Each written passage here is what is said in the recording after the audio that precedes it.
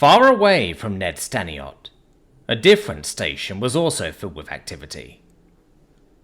Scantiot Station had by now long since recovered from the riot that had taken place here during the first visit of Earth's dignitaries, and by now, the streets in between the flowingly curvy buildings were once again so calm and safe that the wealthy and famous, who generally called this station their home, would allow their children to wander and prance around by themselves, filling the station with the excited pitter-patter, screams and squeals of young, excited felines, while the older versions stoically went about their day while caring about nothing but themselves.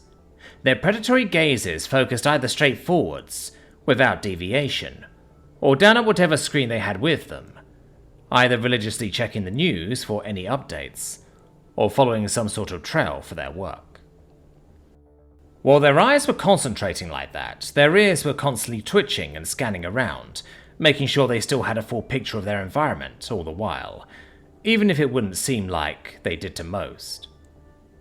Still, the felines themselves seemed to be entirely confident in the abilities of their peers, as they walked blindly, not even checking if anyone would avoid them when their paths crossed, simply slipping past each other at the last possible moment, so passively that it seemed like second nature, and that despite the fact that most of them were moving so quietly that anyone of even slightly lesser hearing surely would not notice them at all, let alone be aware of them with pinpoint accuracy.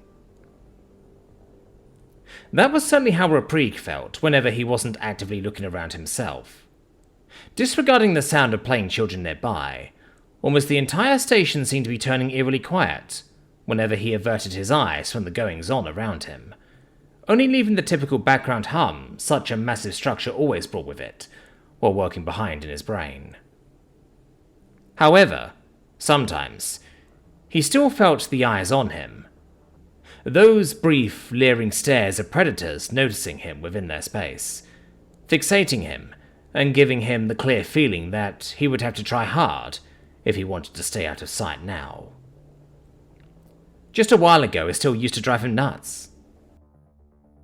The constant prodding feeling of very direct looks on his skin. Now, he barely acknowledged it, as he looked down onto his personal assistant, scrolling through a helpfully summarizing feed of the ongoing events over on Net Narrator, many light years away. It was a big testament to both modern technology and the dedication of the people living with it that he could so easily keep track of everything that was going on in an entirely different part of the galaxy, just by looking at what someone else was providing for him over the network the galaxy had established.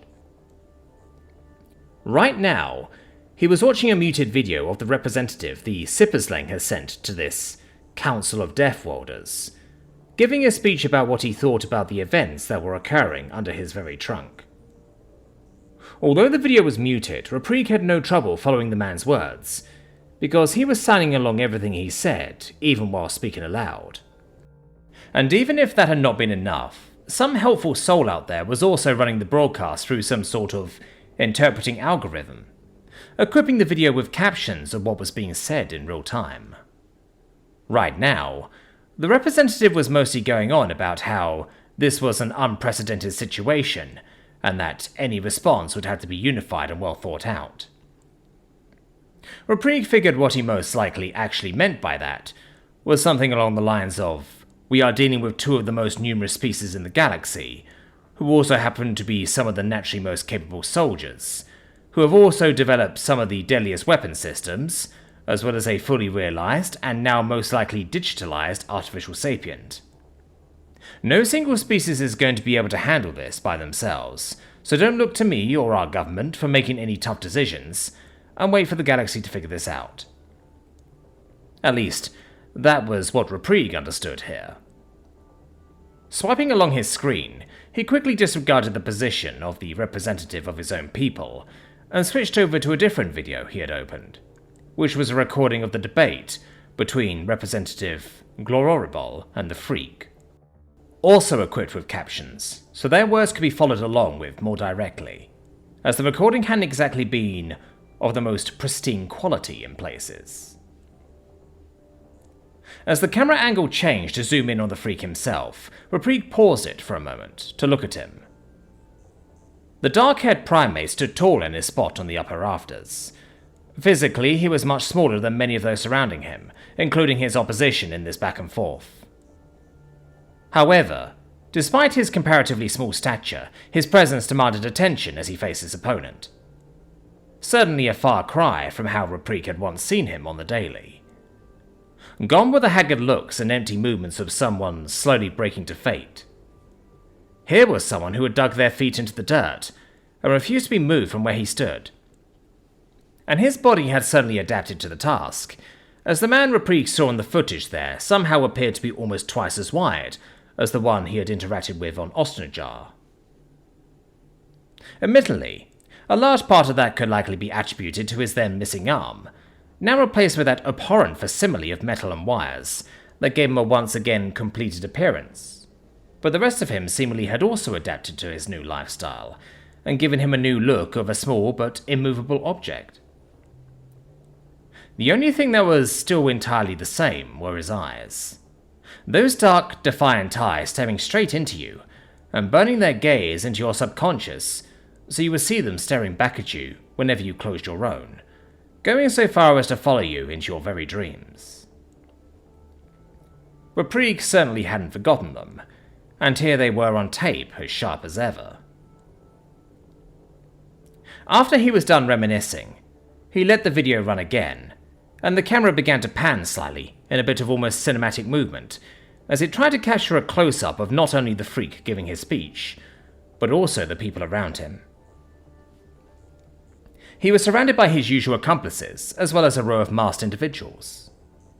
Reprique was sure that one of them absolutely had to be the one that had posed as an ambassador, and visited them in the High Matriarch's mansion to break the freak out, and he wouldn't have been even slightly surprised if the one who had put an end to the previous dual friend's life with a well-aimed shot had also been among them, although he had never even caught a glance at that one, and could therefore obviously not be sure about that. Of course, there were also the Abomination and the Monster, featured most prominently at either of the freak's sides. As he thought that, Reprique couldn't help but snort a bit as he distractedly licked over his trunk. Right, the Monster. A bit later after he thought that, he suddenly felt a slightly more persistent look on his skin, one that didn't just last for a moment of total fixation, before being instantly dismissed. Despite his screaming base-level instincts, he didn't really feel threatened by it. Still, just to ease the anxiety of his ancestors that resided somewhere within his genes, he momentarily pulled his gaze away from the recording, and turned it behind himself, where a young Miat dressed in a velvet red waiter uniform with yellow accents was approaching him, with a tray carrying a bottle of water, and a large glass balanced on his hand. Noticing his gaze, the feline put on a pleasant demeanour as he closed the remaining gap between them, finally setting down the glass in front of Reprique, before taking the bottle off the tray as well and, in a clearly well-practiced motion, filling the glass up almost completely by lifting the bottle high and slightly tilting it, causing a constant stream of clear liquid to fall from the bottle above his head, all the way down into the glass, perfectly aimed to not spill a single drop in the process. Once the glass was full, he stopped the stream by tilting the bottle back, and then gently set it down a little way behind the glass, before allowing the tray to tip off his balancing hand, and bring it around to press it against his chest. "Is there anything else I can bring you?" the high-class Deathworlder asked with a professional politeness, his yellow eyes staring down into Reprique's with predatory precision. "Nothing right now," Reprique replied casually with a shake of his head, which caused the Miat to almost immediately take a very slight bow. "Call us if you need anything," the waiter suggested, before wasting no more time, and turning on the spot to find the next task awaiting him. Reprique looked after him for only a moment before turning his attention to the glass of water, picking it up to take a long sip from it. The form of the glass was clearly made for Miat and therefore slightly awkward to maneuver around with his long trunk, but Reprique was used to that by now, and managed just fine, enjoying the crystal clean taste of the refreshment for a second, before setting it down and returning to his studies of events happening incomprehensibly far away from him. The next thing he swiped his screen to portray was a direct report on the attack on the local detention center on Net Narrator station. A Pixamaria reporter was currently on screen, recapping the entire situation, once again supported by sign language as well as real-time generated captions. On the previous uniform day, a group of what had been putatively identified as at least 6 human soldiers, donning the uniform of the United Human Self-Defense Fleet, as well as at least 4 Miat soldiers, donning the uniform of the Dunaman Local Defense Forces, all of whom had their faces obscured by their typical military attire, had attacked the detention center of Net Narrator. They reportedly used explosives to breach the building's outer hull, killing 2 and injuring 8 of the station employees in the process. 4 more were killed and 13 more injured as the attacking group fought their way through the structure. With another smaller scale explosive, they breached one of the cell blocks, killing 1 and injuring 18 in the explosion. 30 more were killed trying to escape through the created breach, being murdered on the spot. The attacking group then murdered 9 more detainees, including Representative Glororibo of the Cimareskis people, who had been detained the previous day due to suspicions of being part of a conspiracy to commit terrorism. Finally, the group kidnapped Galactic Communal Military Captain Fermor Uton, as well as his apprentice Sky of the Ketsir people, before seemingly disappearing without a trace with them. So far, both human and Miat governments have vehemently denied any involvement in the attack. However, with especially the humans' animosity towards Captain Uton specifically being well known throughout the galaxy, it seemed like many people were split on whether or not the Deathworld military allies were to be believed, as investigations were still ongoing. A bit of back and forth between the reporter standing in the field and some others back in the studio began after that, although it only reaffirmed what had been previously summarized, without really adding anything new to the conversation. Then, almost as soon as that was over, the footage cut, only to then be immediately repeated in a seemingly endless loop, making damn sure nobody would be able to miss part of these news, even if they tried. Most likely, this was going to be dominating the mainstream media for the upcoming days, if not weeks, with every little new snippet of information that would be discovered in the meantime, adding itself into the endless loop of repeating broadcast as they were revealed to the public. It was always the same. A new sound then caught his attention, as it didn't quite fit into the silence caused by the incredibly soft steps of the all-surrounding felines. Large claws, clattering and scratching on the station's hard floor with each step they took, announced the arrival of someone else, who had a much harder time moving quietly than the surrounding Deathworlders did. "Already done cowering away?" Reprieg asked aloud, without looking up at his colleague, while he followed Tassil's movements with his ears alone, while the large avian began to take a position at the same table as him, removing one of the offered chairs from its side so he could take a seat on the ground instead, seeing as he, unlike Reprieg, was a good bit too large for most of the offered, not-up-to-standard Miat furniture around. "I realized most of my room was controlled digitally, including the oxygen supply," the large purple parrot replied, while he tried to make himself comfortable next to the table, his head constantly rotating so that his sideways-facing eyes could keep an overview of his surroundings. His feathers were ruffled and standing up all over, clearly announcing his underlying nervousness to the world. "At least if it wants to void me out here, it will have to take a bunch of people along with me." Reprieg scoffed at his colleague. "How heroic," he commented in mild scrutiny. Tassil just sighed, seemingly not mustering the energy to reply anything to that. Then, his eyes caught what Reprieg was doing.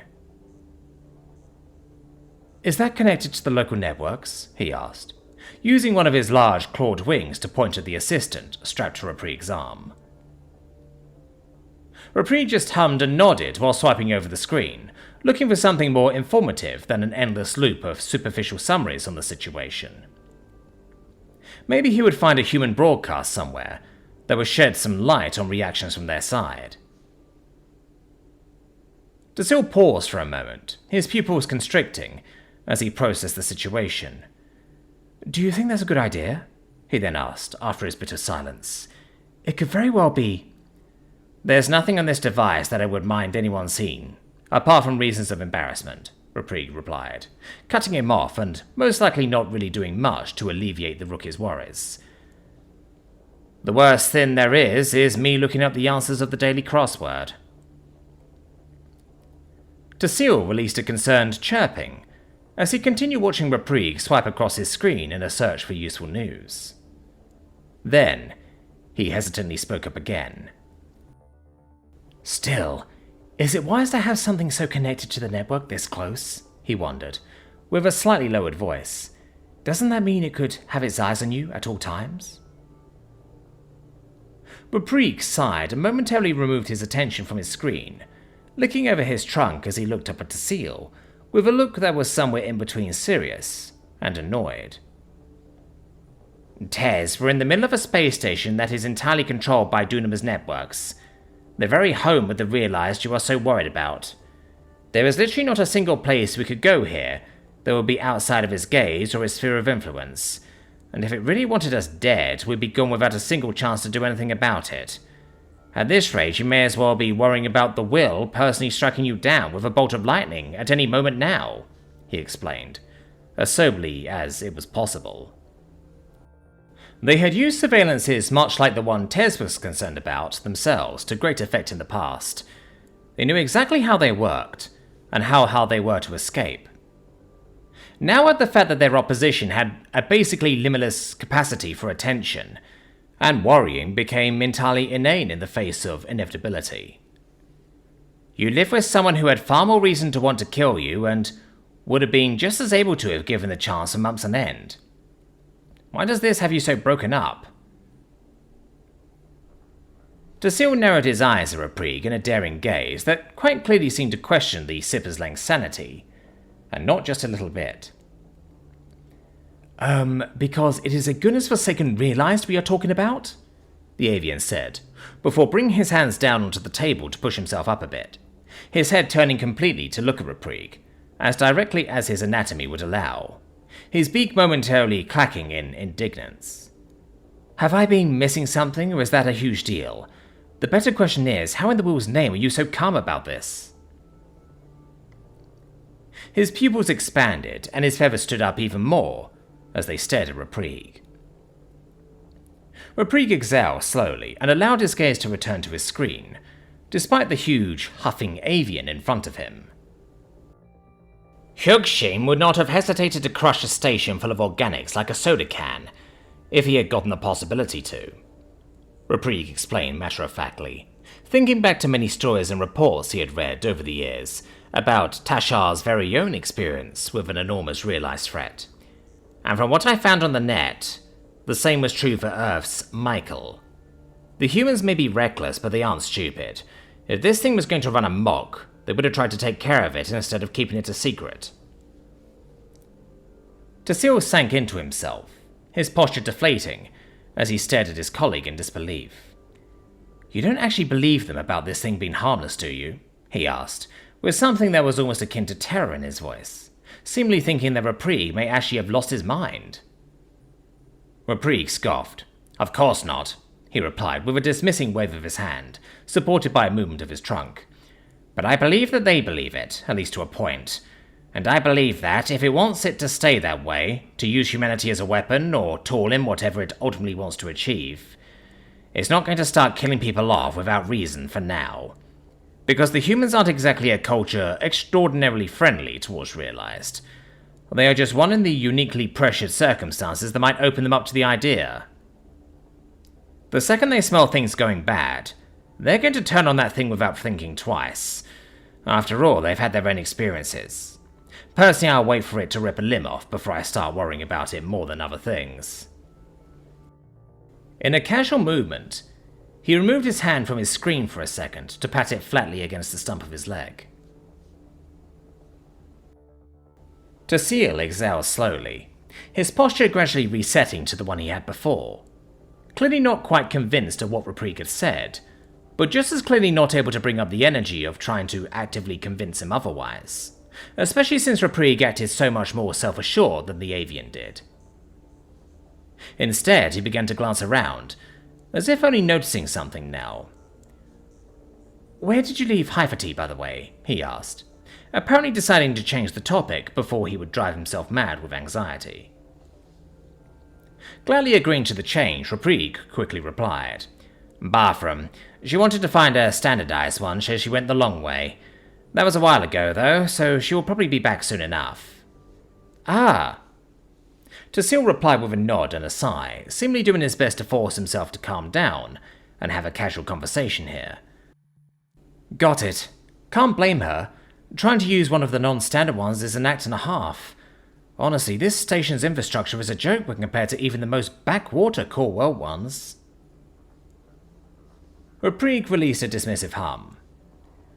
"I'll refrain my judgment considering they're not really used to having any guests at this point," he replied, although he was self-admittedly far less annoyed by the lack of standard amenities on the station, given that he was rarely really affected by them, and therefore didn't really feel their absence.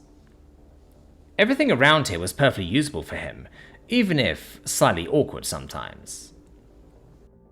He couldn't say it out loud, of course, but they were all aware that it wasn't exactly the Miet's intention to be quite as isolated from the rest of the galaxy as they were.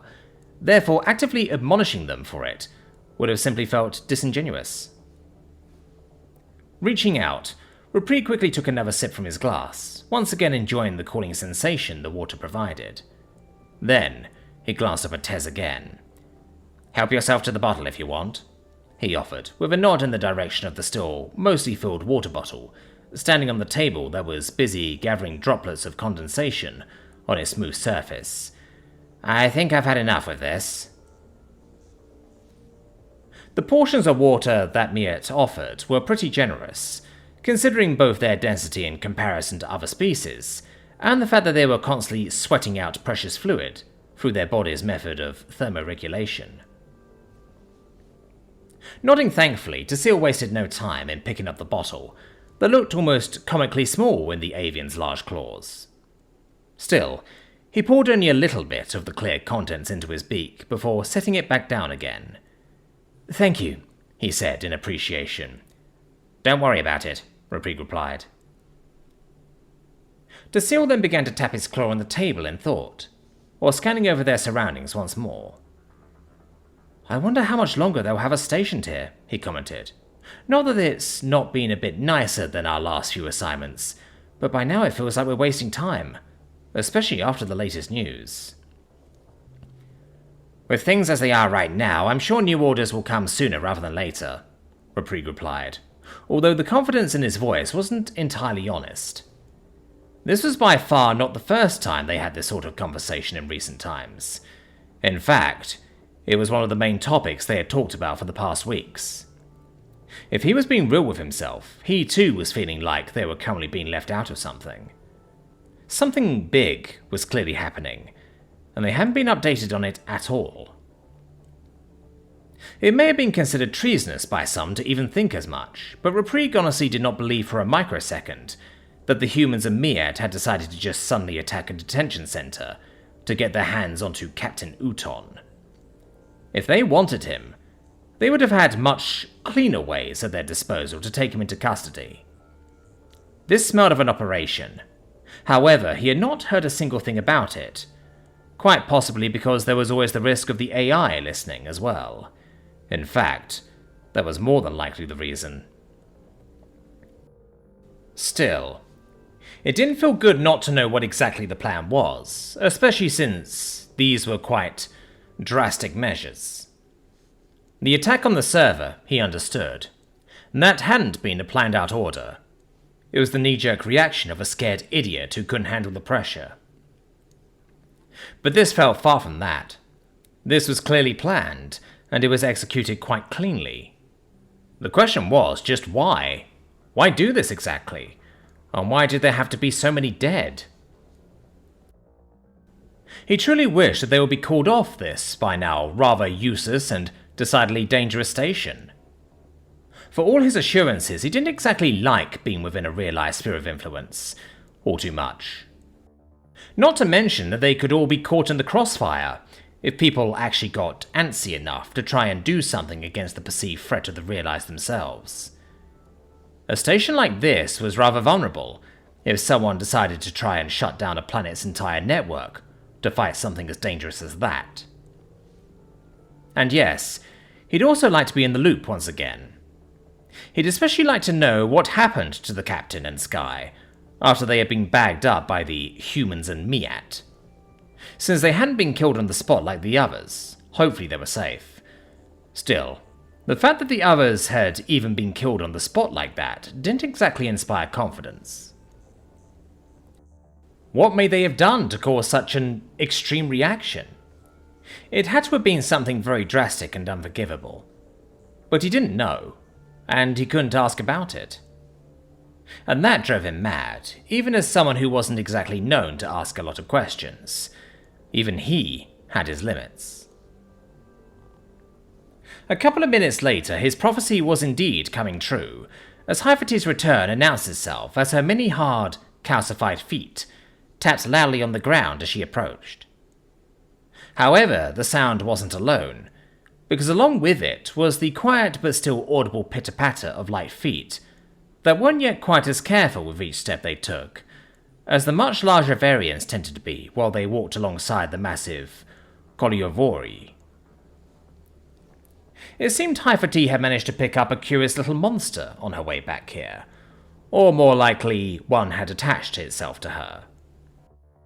It happened sometimes. After all, the children around these parts didn't get into contact with off-worlders all too often, meaning that seeing one was usually an event for them. And without the burden of adulthood weighing down on them, they were far more likely to follow their curiosity than the stern adult felines tended to be. "Well, you've only got one leg!" An unfamiliar high-pitched voice soon loudly announced to the world, before Hyphate said anything pertaining to her return, or to Syl's presence at the table. "Congratulations," Reprieve said in a bored tone without looking up. "It seems you have working eyes." There was a very brief pause before the excited voice quickly piped up again, entirely disregarding his sarcasm in the process. "What happened to the other one?" The still out-of-sight child asked him, without bothering to wonder about him making eye contact. She had a slight accent, but nothing worth being broken up about in the end. "It was shot off," he announced matter-of-factly. "Why?"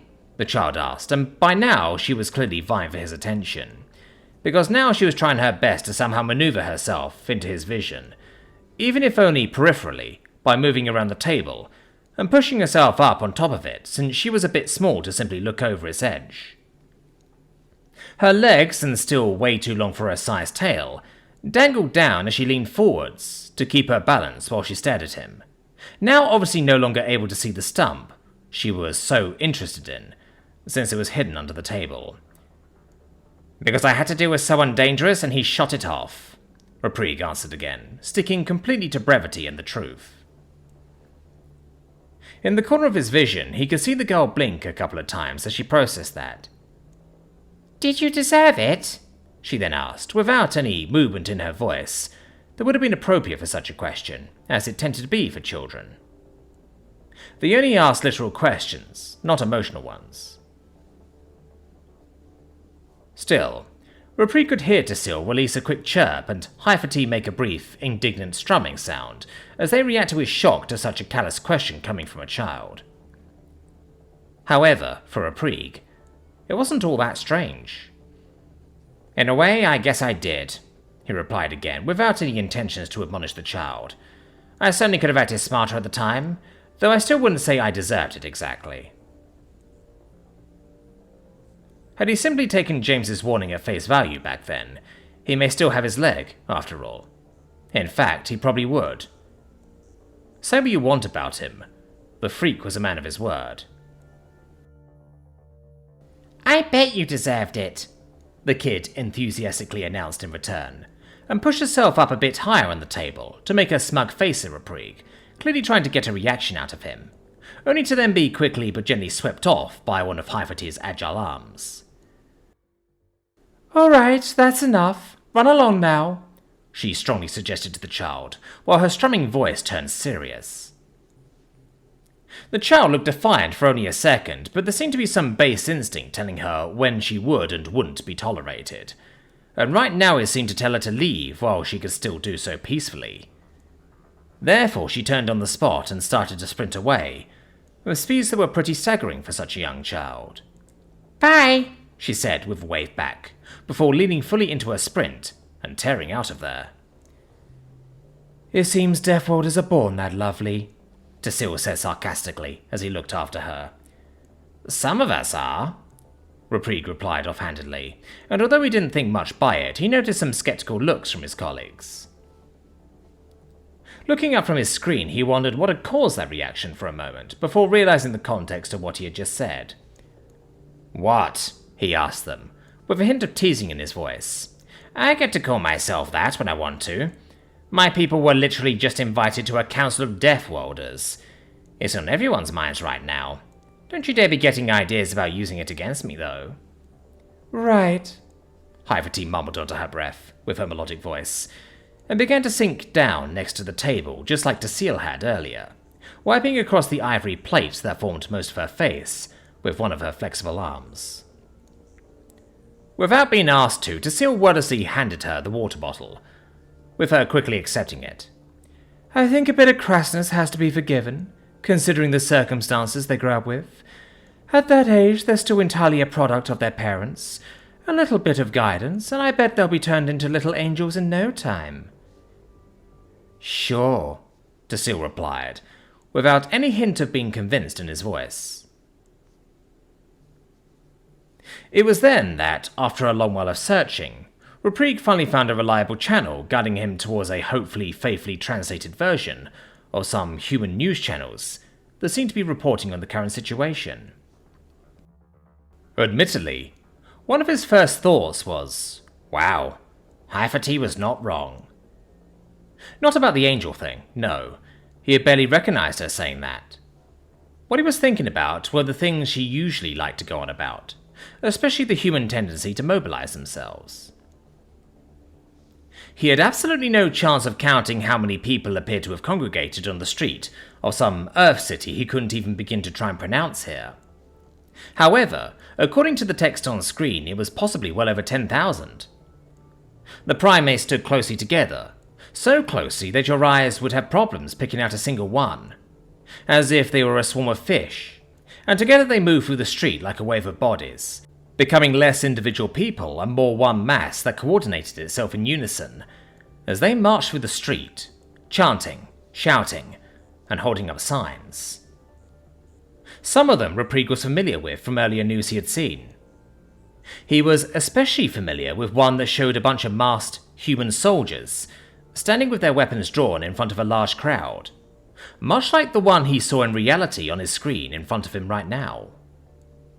For now, there didn't seem to be any soldiers pointing guns at them, although, watching the things unfold, he wondered how much longer it would take before there would possibly be.